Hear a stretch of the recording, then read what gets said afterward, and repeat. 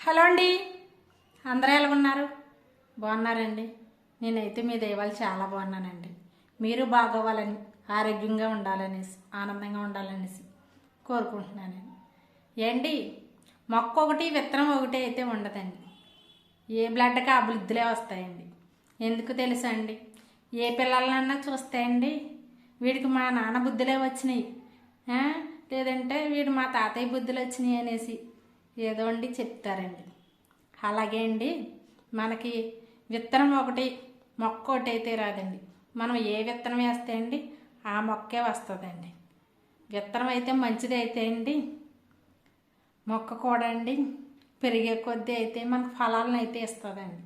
అలాగే అండి, మన పెంపకాన్ని బట్టి అండి మన పిల్లలు అయితే అండి మన అడుగుజాడల్లో అయితే నడుస్తారండి. అలాగే ఏదైనా సరే అండి, మనం చేసే పని అయినా సరే అండి, ఏ పద్ధతిలో చేసినా అయితే పిల్లలైతే మన దారిని చూసండి, మన పద్ధతిని చూసి అయితే ఫాలో అవుతారండి. అలాగే అండి, మనం మంచి చెడ్డలైనా పిల్లలకి నవ్వుతూ ఆనందంగా చెప్పాలండి. ఎందుకో తెలుసా అండి, ఇప్పుడు పిల్లలందరూ అలాగే ఉన్నారండి. కఠినంగా చెప్పామనుకోండి, వేరే అర్థాలు తీసుకునండి వాళ్ళు చేయకూడని పనులు అయితే చేస్తున్నారండి. ఏంటి, అలా కాకుండా వాళ్ళ పద్ధతిలో మనం చెప్పామనుకోండి, వాళ్ళు కూడా ఆలకిస్తారు, మనము ఆనందంగా ఉంటామండి.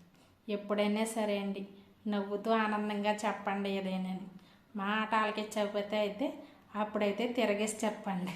ఎవరికైనా సరే అండి, అందరూ నవ్వుకోండి, సరదాగా ఉండండి, ఆనందంగా ఆరోగ్యంగా ఉండండి.